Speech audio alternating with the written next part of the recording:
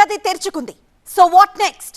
పూరి రత్న భాండాగారంలో అనంత సంపద ఉందని 46 ఏళ్లుగా ఎదురు చూస్తున్న వారికి ఎలాంటి సమాధానం దొరికింది? రహస్య గది తెరిచే సమయంలో కనిపించిన మిస్టరీలేంటి? ఏవైనా వింత శబ్దాలు వినిపించాయా? రత్న భాండాగారం తెరిచే ప్రక్రియ ఎలా సాగింది?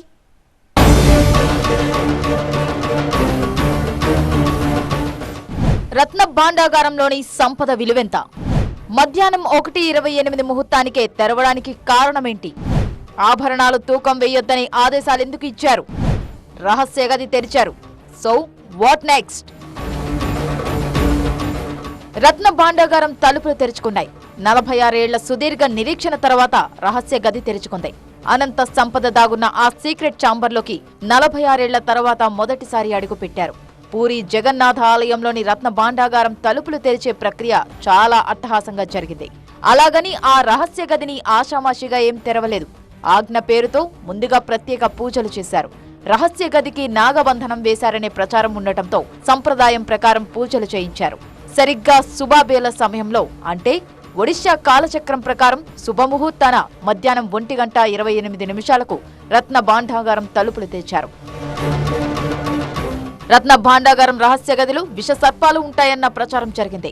పూరి జగన్నాథుని సంపదకు దేవనాగులు కాపలా కాస్తుంటాయని కొందరు పండితులు, భక్తులు విపరీతంగా ప్రచారం చేశారు. అయితే అలా పాములు కాపలా కాయడం అనేది ప్రచారం, వదంతులు మాత్రమేనని పూరి ఆలయంలోని బలభద్రుని ప్రధాన సేవకుడైన హలధర్ దశమోహపాత్ర స్పష్టం చేశారు. అయినా సరే ముందు జాగ్రత్త చర్యల్లో భాగంగా పాములను పట్టేవారిని ప్రత్యేకంగా పిలిపించారు. ఒకవేళ నిజంగానే పాములు ఉండి వాటి వల్ల ఎవరికైనా ఆపద వస్తే ఎలా అని ఆలోచించి అంబులెన్సులను కూడా రెడీగా పెట్టారు. వదంతులే అయినప్పటికీ భక్తులు నమ్ముతున్నారు కాబట్టి ఈ జాగ్రత్తలన్నీ తీసుకున్నారు. రహస్య గది తలుపులు తెరవడానికి ప్రధాన కారణం రత్న భాండాగారం 12వ శతాబ్దం నాటి కట్టడం కావడమే. గది లోపల బీటలు వచ్చి కుంగి ఉంటుందన్న అనుమానంతో అవసరమైతే పునర్నిర్మించాలనే ఉద్దేశంతో ఈ గది తలుపులు తెరిపించాలనుకుంది ఆర్కియాలజీ డిపార్ట్మెంట్. సో రహస్య గది తెరిచే సమయంలో ఆర్కియాలజీ అధికారులు కూడా అక్కడ ఉన్నారు. ఇంత రాద్ధాంతం జరుగుతున్నది అనంత సంపద అలాగే ఉందా, ఎవరైనా చేతివాటం చూపించారా అనే అంశంపైనే. అందుకే రిజర్వ్ బ్యాంక్ ఆఫ్ ఇండియా అధికారులను కూడా రప్పించారు. ఓవరాల్ గా 11 మంది రత్న భాండాగారం లోపలికి వెళ్లారు. ఈ 11 మందిలో ఒడిశా హైకోర్టు మాజీ judge Vishwanath Rath, Shri Jagannath temple administration chief administrator Arabinda Padhi, archaeology department superintendent ఉన్నారు. వీరితో పాటు 4 ఆలయ సహాయకులు కూడా లోపలికి వెళ్లారు. రత్న భాండాగారం లోపలికి వెళ్లిన వారు వారం రోజులుగా నిష్ఠగా ఉన్నారు. కేవలం శాకాహారం మాత్రమే తీసుకుంటూ నియమనిష్టలు పాటించారు. లోపలికి వెళ్లిన వాళ్లంతా సంప్రదాయ వస్త్రధారణతో ఆలయంలోకి ప్రవేశించారు. మొత్తంగా ఓ పద్ధతి ప్రకారం రత్న భాండాగారం తెరిచారు. దీనికోసం ఒడిశా ప్రభుత్వం జస్టిస్ విశ్వనాథ్ నేతృత్వంలో కమిటీని నియమించింది. ఆ కమిటీ సిఫార్సుల ప్రకారమే అన్ని జాగ్రత్తలు తీసుకుంటూ భక్తుల మనోభావాలను పరిగణలోకి తీసుకుంటూ రహస్య గదిని తెరిచారు. అయితే రత్న భాండాగారం లోపల వింత శబ్దాలు వస్తుంటాయని చెప్పుకునేవారు. ఆ వింత శబ్దాల వల్లే ఇన్నాళ్లు రహస్య గదిని తెరవడానికి భయపడ్డారని కూడా ప్రచారం చేశారు. అయితే నిజంగా అలాంటి శబ్దాలు వచ్చాయా రాలేదా అనేది అక్కడికి వెళ్లిన అధికారులు చెబితేనే తెలుస్తుంది. కాకపోతే రత్న భాండాగారం తెరవగానే puri district SP Pinak Mishra secret ఛాంబర్లో సొమ్మసిల్లి పడిపోయారని వార్తలొచ్చాయి. ఇలా ఎందుకు జరిగిందన్నది కూడా తెలియాల్సి ఉంది. ఇకపై తెలవాల్సిన అసలు మ్యాటర్ లోపల గదుల్లో ఉన్న సంపద ఎంత అని. రత్న భాండాగారంలో సంపదను 5 భారీ చెక్కపెట్టెల్లో భద్రపరుస్తూ వస్తున్నారు. చాలా కాలంగా వీటిని మార్చలేదు. దీంతో వర్షపు నీటికి గాని, చెదల పట్టడం వల్ల గాని ఆ చెక్కపెట్టెలు జీర్ణావస్థలో ఉంటే గనక వాటి స్థానంలో కొత్తవి అమర్చడానికి మొత్తం 15 చెక్కపెట్టెలను తయారు చేయించారు. కానీ రత్న భాండాగారం లోపలికి తీసుకువెళ్లింది మాత్రం 6 చెక్కపెట్టెలనే. రహస్య గదిలోకి చెక్కపెట్టెల్లో భద్రపరిచిన ఆభరణాల లెక్కింపు ప్రక్రియను డిజిటలైజ్ చేయనున్నారు. అయితే ఇప్పట్లో ఆ సంపద విలువ ఎంత అని తెలిసే అవకాశాలు లేవు. ఇంతకీ పూరి జగన్నాథుడి సంపద విలువ ఎంత? ఈ ఒక్క ప్రశ్నకు మాత్రం ఇంతవరకు సమాధానం రావడం లేదు. 1978లో రత్న భాండాగారాన్ని తెరిచామంటున్నారు. అప్పట్లో ఆభరణాలను లెక్క పెట్టారంటున్నారు. కానీ వాటి విలువ ఎంత అన్నది మాత్రం చెప్పడం లేదు. పైగా అప్పట్లో సంపదను లెక్క పెట్టడానికి 70 రోజులు పట్టిందని చెబుతున్నారు. ఏమేం ఆభరణాలున్నాయి, ఎన్ని వజ్ర వైఢూర్యాలు ఉన్నాయో చెప్పడానికి 70 రోజులు అక్కర్లేదు. వాటి విలువను లెక్కించడానికి మాత్రమే 2 నెలలు అవసరమవుతుంది. కానీ ఆ విలువ ఎంత అనేది మాత్రం బయట పెట్టలేదు. కనీసం వాటికి సంబంధించిన రికార్డులు కూడా పక్కాగా లేవు. అందులోనూ 1978లో రత్న భాండాగారం తెరిచినప్పుడు కొన్నిటిని లెక్క వేయకుండా పక్కన పెట్టారంటున్నారు. అందుకు గల కారణాలేంటో చెప్పలేదు.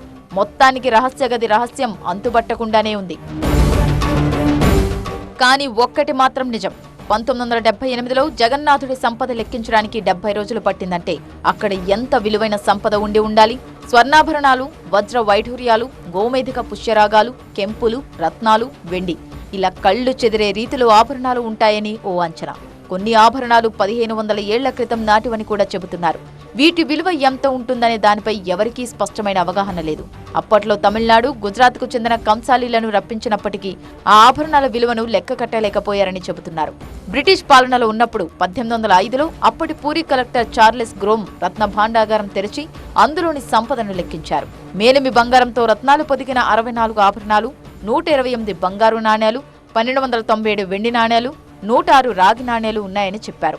కానీ 1950 తర్వాత శ్రీ జగన్నాథ ఆలయ పరిపాలనా చట్టం అమల్లోకి వచ్చినప్పుడు రూపొందించిన రికార్డ్ ఆఫ్ రైట్స్ ప్రకారం బయట గదిలో 150 బంగారు ఆభరణాలు, లోపల గదిలో 180 రకాల ఆభరణాలు, 146 వెండి వస్తువులు మాత్రమే ఉన్నట్టు తేలింది. ఇక 1978లో చివరిసారిగా రూపొందించిన జాబితా ప్రకారం రత్న భాండాగారంలోని 2 గదుల్లో విలువైన రాళ్లు పొదిగిన 128 కిలోల బరువైన 454 బంగారు ఆభరణాలు, 221 కిలోల వెండి వస్తువులు ఉన్నాయి.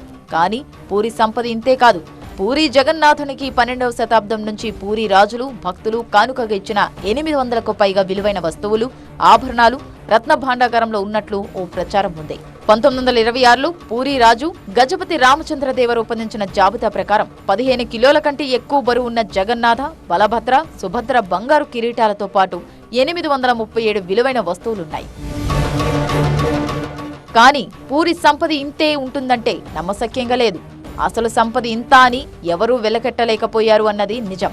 చరిత్రకారులు చెబుతున్న దాని ప్రకారం అనంగ భీమా అనే తూర్పు గంగ రాజవంశానికి చెందిన వ్యక్తి జగన్నాథునికి 2.5 లక్షల మధాల బంగారాన్ని కానుకగా ఇచ్చారని రికార్డ్స్ లో ఉంది.